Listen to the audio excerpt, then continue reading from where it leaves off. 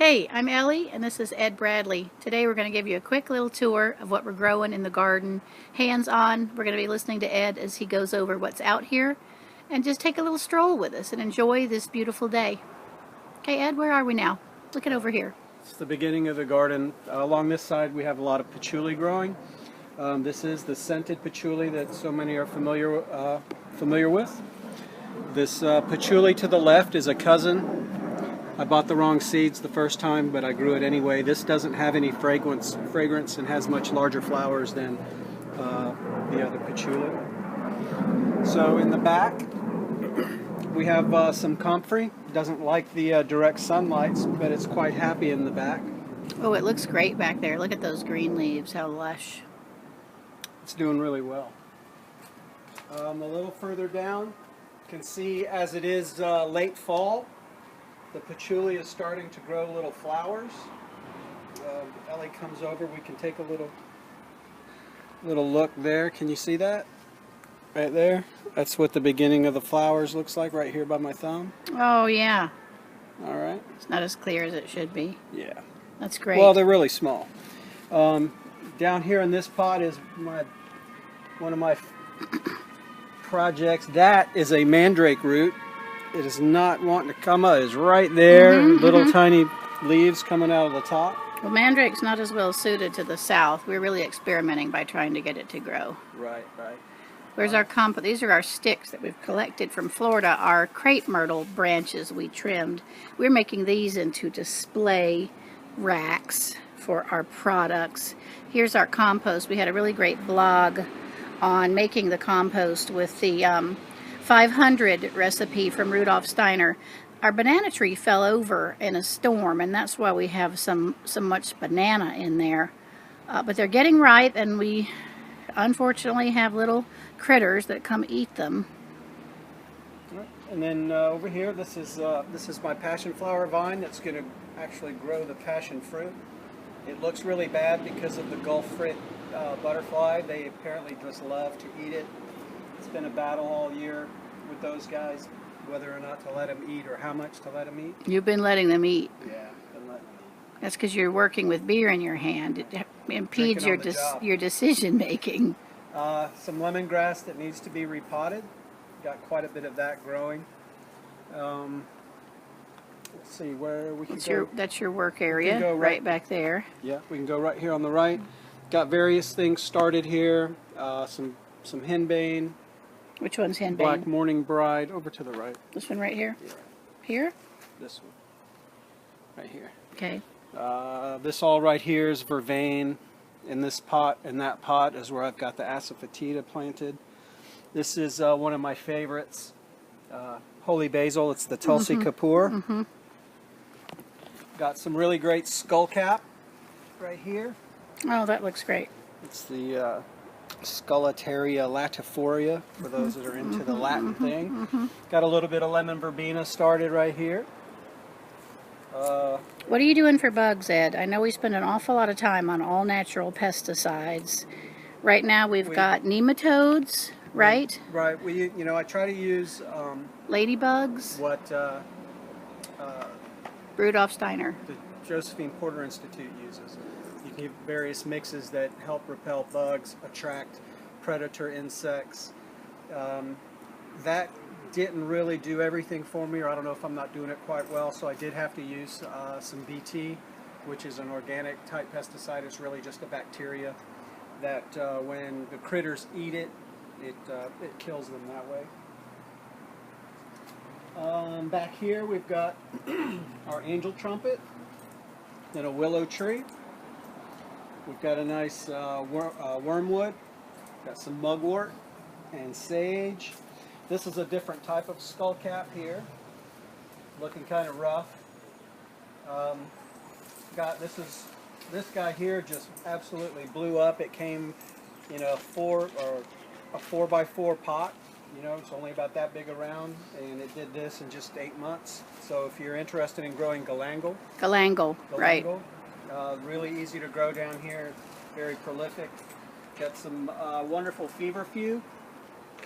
It's going to make some really cute little white flowers, and if you ever have a little bit of a cold and a fever, you can brew you a nice tea, help combat that fever if you're not wanting to go the Tylenol route. Your hibiscus are coming sort of to the end of their summer days. They've got the last little bit of their hips on them after flowering. This is the Hibiscus sabdorifa.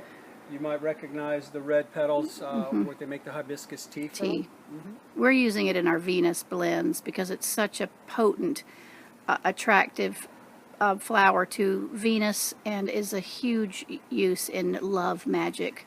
So we put it in our Venus blend, and we've gotten thousands and thousands of these red hip pods. After it blooms, it leaves this, similar to a rose hip, it leaves this little pod, and there are seeds on the inside. That's how that perpetuates itself.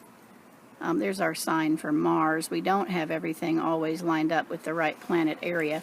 There's one of our outdoor areas to Pan, the horned god. We love him. So we got, this is a lot of a couple of different, this is Tulsi Rama and Tulsi Amarita, I believe is the name of it. Started here. Got some wonderful Alcampany or elfwort. This is Rosa burgosa, basically a very primitive type rose. Stinging nettle, which is always fun to run into with shorts. I smelled a big handful of that the other day and stung my nose. But then I made tea out of it. It's got a tremendous amount of mineral content. Got some great mullein. That's really pretty. Hibiscus thapsus, I believe is the Latin on that. We've got a really great bird of paradise, and this is horseradish. The greens are pretty delicious, really spicy if you wanted to make a little salad out of it, but we're going to wait till just a little bit later in the fall, right at wintertime. We're going to harvest horseradish harvest root for exorcism usage. Asafoetida, horseradish, really get rid of negative demonic influence. Tobacco, we've got a couple varieties. This is curry tree. Mariah Carnegie is the Latin on that one. It's got a really great, deep, pungent smell.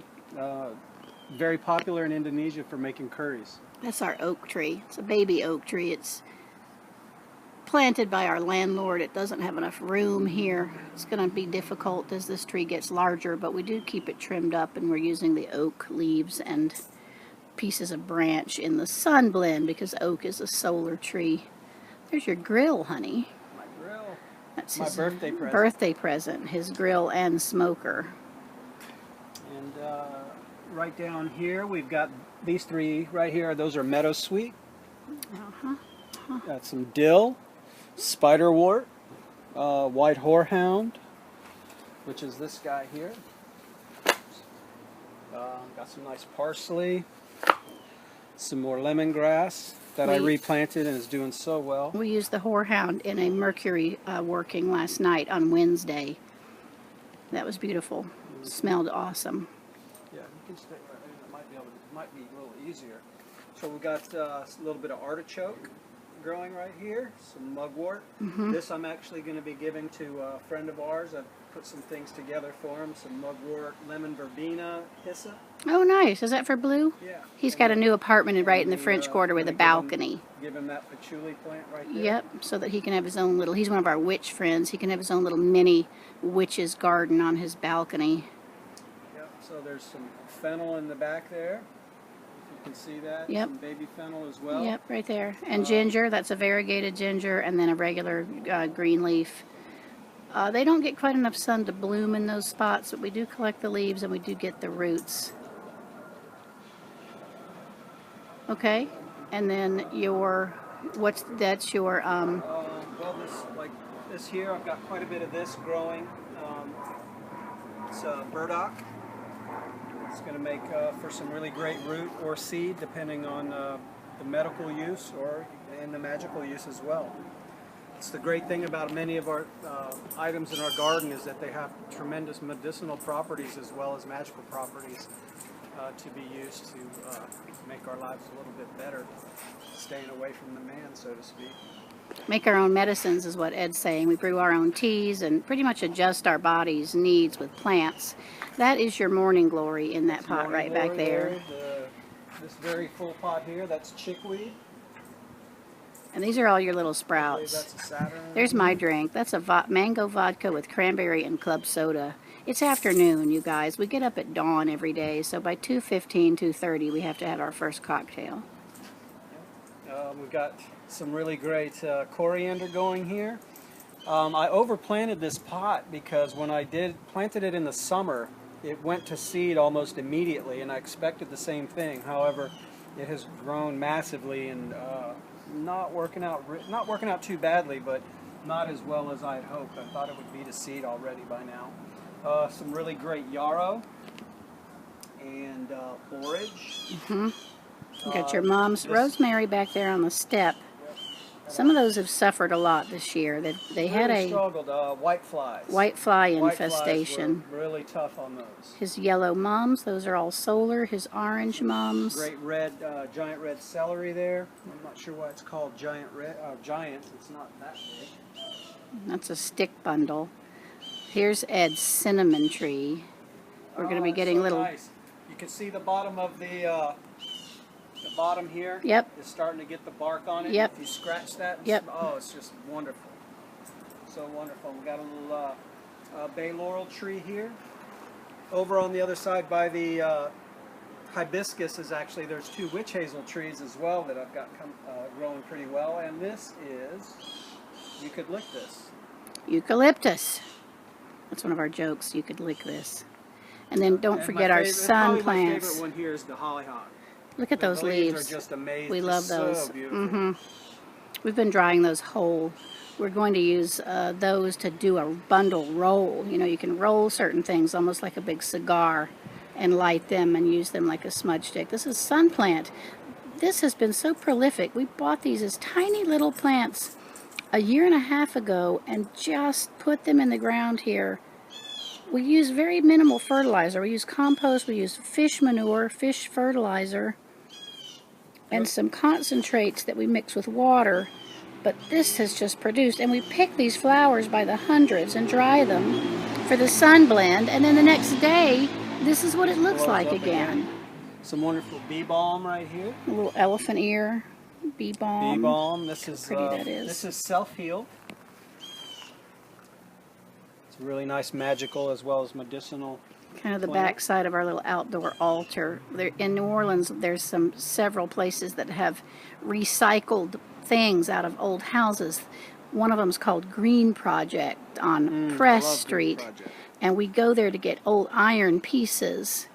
This is a piece of gate that we've used as the back of our altar. This is our Kaffir lime tree. It was just in the center of the yard, and since it's a solar plant, as most citrus is, we just, since the sun's in the center of the solar system, we put that in the center. This is our getting ready to water with the sprinkler. When Ed goes out of town, I water with the sprinkler and set it off and on. All right, honey, and our darling little shed that my dad built. Any other last comments from you? No, I think we kind of showed everything really quickly. There's, about 55 different things growing out here, sometimes more than one in a pot. We grew everything in pots because the ground in this particular location, there's a lot of construction debris underneath, and it's very hard to dig, and I don't know what's in the dirt. So I bought pots and I bought dirt. The dirt is OMRI listed as organic. And again, we just use Rudolf Steiner's biodynamic methods for fertilizing, unless we use a little bit of fish juice. All right. Thank you, honey bunny. I hope you all like it. It's been really fun doing this, and hope to get some of this stuff into y'all's hands so you can check it out and try it for yourself. Thanks, sweetie. I'll see you again every month. We'll do an update on how things are looking, especially through the winter. It'll be fun to see how things go. We don't freeze as much here in New Orleans. We do get a few cold days, but we'll keep you guys posted on what's happening. Okay, thanks for visiting. See you soon.